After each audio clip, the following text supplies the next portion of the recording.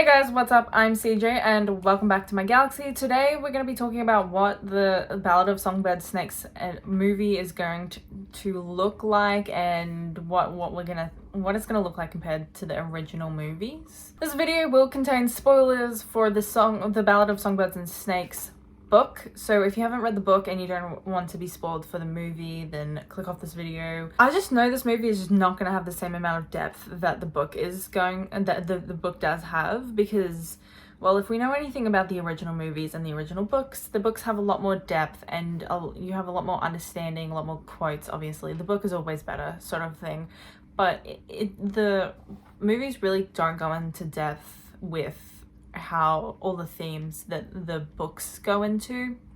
So we know that it's not gonna happen for the movie. What I'm really interested to see is how they characterize all the book characters and which characters they thought worthy of staying, which ones they thought had to be removed. There are a lot of characters that I think add depth to the story, but are very minor characters that, say, like in the original books, movies, that they were characters that added depth but were eventually removed. I can never remember her name, but the best friend of Peter Malark, the childhood friend of Peter that talks to him after he was hijacked when they're in District 13. In the movies, Prim talks to Peter, but in the books it's his childhood friend that's talking about memories and stuff. They removed her, and they also removed Madge from the books. She was friends with Katniss. Her aunt died in Haymitch's games, and had the Mockingjay pin originally in the 50th quarter quell. And that's kind of the whole backstory of the Mockingjay pin that Katniss has. She receives it from Madge, her best friend. She says Gale's her best friend, but Madge is obviously her best friend since Madge gives her a little family heirloom. Anyway, those characters were removed in the movies from the books, and I just know this is gonna happen in Songbirds and Snakes. And look, if they do it right, if they do it that they're communicating certain themes in a different way, I can accept it. That I know it's not gonna be as good as the book, but you know,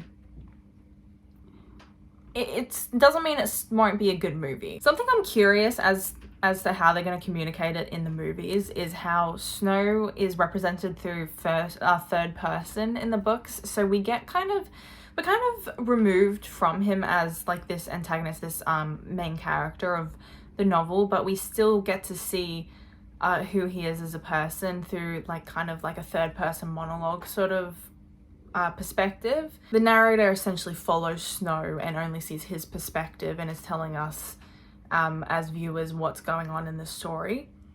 So it's not necessarily omniscient, but we do get kind of what the world looks like. We get more exposition because of the third person view, and it also removes us from Snow as a villain, so we don't get too attached to the character. And I am curious to see how they communicate that on screen, because you can't go into Snow's brain and pick his brain. You need to put it into like symbolism or literal dialogue to be able to communicate that. I know in the movies and what we've seen from the trailers, right, that we're gonna get a little more of Lucy Gray than we do in the books, which I want to say is great because Rachel Zegler is good, but at the same time, with the themes of the books, the overall message of the novel, I feel as though it's going to be removed from the narrative if we get too much of Lucy Gray. If we give her too much of a voice, because it removes the purpose of telling Snow's story, his perspective. Otherwise, the book should have just been from Lucy Gray's perspective in the first place. The whole point is to see that the right side of history doesn't always win, and that to really see the background of Snow and not Lucy Gray. I am of the personal belief that they've given too much away of the promo in promotional material, that sort of thing, because I have not seen all of it, because I don't want to spoil the movie too much at this point. I've watched the 2 trailers and I've seen bits and pieces of the other like clips from the promotional material. But from this promotional material, we've seen from the clips I've seen, at least, we can see what it looks like in the arena. In the books, we get kind of mostly a muted version of the games and how they go. We don't get like a real insight of what's going on until Snow is in the arena himself. But in the trailer and the clips I've seen, we're seeing a lot of Lucy Gray's perspective and what she's doing in like the, I want to say catacombs. That's not what they're called.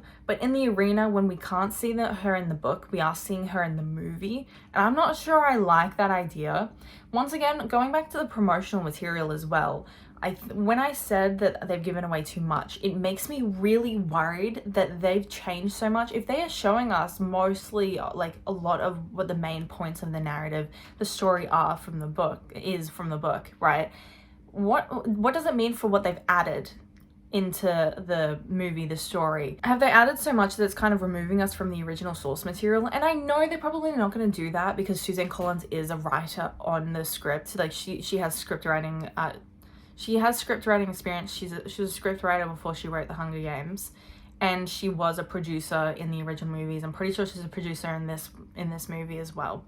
So we know it's not going to be too far removed, but I'm worried about how removed it's going to be because of what we've seen in the trailers thus far. It's just worrying me a little bit that we're going to get too much extra lore into this story that it doesn't make sense with the characters anymore. I'm very worried about it, guys. And I don't want it to change the message of the story. I think having a biased narrator really helps the storytelling of Suzanne Collins' storytelling, because in the original trilogy books, Katniss is a very biased narrator, and the same goes for Snow. Even though it's third person, the same goes for Snow. Coriolanus Snow, he is so incredibly biased when telling his story. And it greatly benefits because it tells us that there's two sides of every story, and the right side of history doesn't always win. And I just want to make it clear, just because I say that there's two sides of every story doesn't mean Snow's in the right.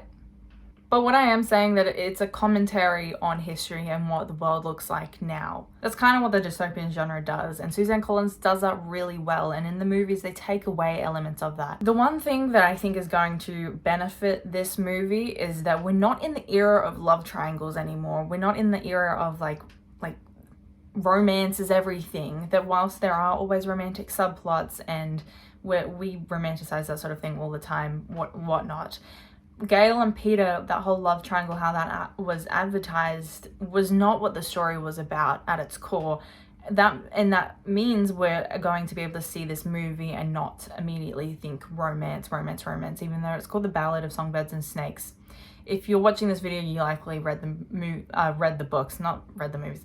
You've likely read the books and you know that it's not a love story. Well, it's kind of a love story. I would call it a tragedy, if anything. It's more of a tragedy. So it means that the common tropes in dystopia aren't going to be affecting this movie, and I can't wait to see what The Hunger Games looks like outside of those dystopia, those strong female protagonist tropes.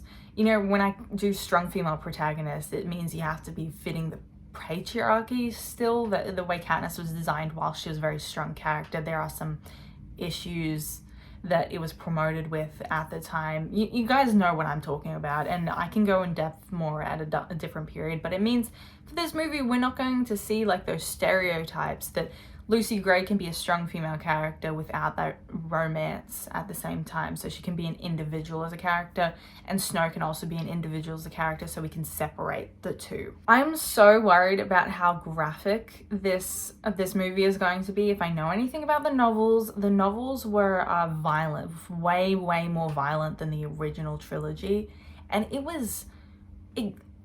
don't know how to describe it. It was terrifying to read. It was amazingly well written, the story, but it was terrifying to know all those graphic details of characters' deaths, and you know which ones I'm talking about. And the ending, I can't wait to see how they portray the ending in the novel. It's gonna freak me out. I'm not gonna spoil it just in case, you know, someone has watched this video all the way through and doesn't know what the ending is.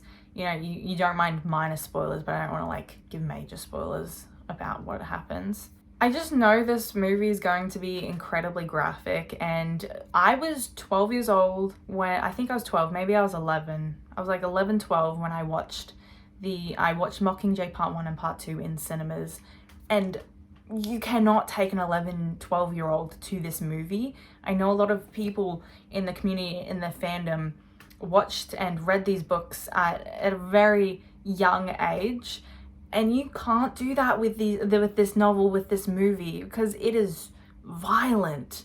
And I want to know if they're like dialing it back in this movie, and I reckon they're not going to hold back. I think it's going to be terrible. It's going to make you feel nauseous by the end of it. And honestly, that's how the book made me feel, and I want to feel nauseous at the end of this film. Not that that's a good thing, but that's the effect of the novel, and if the movie makes me feel the same way, then great, you've done your job. Good job, guys. I don't know. I'm terrified, but at the same time, I just know it's going to look amazing. It's going to have that feel of the book. I'm just worried about how many things they're going to change. It's going to look amazing. I just hope it doesn't change the message too much. I don't think they're going to have a biased narrator. The way in which people read media and have that kind of media literacy, I just know that they're going to have to dial back how much of an antagonist Snow is, because people can't consume media in that way. They're not used to it. So I think that's probably the reason we're going to see more Lucy Gray in this movie than we did in the novel. It's going to give us like more of a balance between the two characters, in my personal opinion. And people are saying that Snow and Lucy Gray are kind of like they're the two leads. I wouldn't say that Lucy Gray is a lead. She's a romantic interest in a way. And if we look at it at a traditional way of seeing media and storytelling, she's the antagonist to Snow's story. And I don't think I'd necessarily call her a lead. It depends on how you see lead, but she's not the main character. That's for sure. She's a lead in the same way Peter Malak was a lead or Gale was a lead, and I don't think you'd necessarily call them it's like, in a way, it's an ensemble cast, kind of, if you count Sejanus in it. So in conclusion, I know that they're going to have more of a balance with Snow and Lucy Gray's story, so people don't get too empathetic towards Snow because of the way the media looks nowadays. Instead of that love triangle sort of trope, you're going to have to, the thing that's going to really kill the message is going to be the balance between Lucy Gray and Snow. And I think that's going to be what I find a problem in, unfortunately. I don't think it's going to affect the story too much, because we can still look at the Hunger Games and love it no matter what. Like, even with the whole love triangle thing, we can still look at it and see the true message. We can still see all the other elements that make the story so good, especially since I have no doubt that this movie is going to be extremely violent. Whilst I don't doubt the violence that's going to be in it, if you've watched the Hunger Games before, you know it's something that is very fundamental to the story.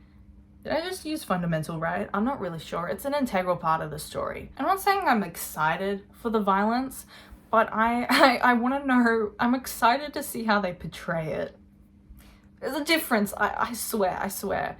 I know in one point of the story, and if you've read the books, in one part of the story, they're dragging bodies.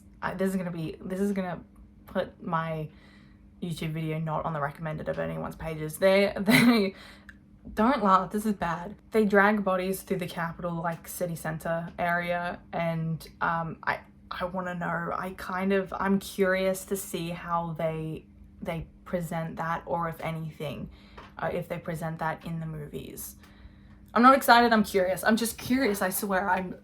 I'm just hoping I don't throw up in the cinema, because the novel, man, it was the most bone-chilling novel to read ever. Just to conclude this video, I know I heard earlier on a TikTok that there's a chance that people are saying that it's going to look like Catching Fire, and if it looks like Catching Fire aesthetic-wise, not to like abruptly change from the violence that I think is going to be in this movie, but the way Catching Fire looks, if it looks aesthetic-y, the vibes of Catching Fire, I reckon I'm gonna love it. The fandom's gonna love it. It's gonna be brilliant. It's gonna be a brilliant movie. Anyway, guys, let me know down in the comments about how you think this movie is gonna be in comparison to the novel, what you think is gonna be in it, what you think isn't gonna be in it, what characters you would love to see, even if we haven't seen them in promotional material yet. Later this week on Wednesday, I am going to be posting everything you need to know before watching The Ballad of Songbirds and Snakes, so stay tuned for that. Please like and subscribe if you enjoyed this video. Once again, I hope you guys enjoyed this video. Let me know if you did in the comments of what other Hunger Games content you would like to see me do in the future. But that is all for today, guys. I have been CJ, and I'll see you guys in my next video. Bye!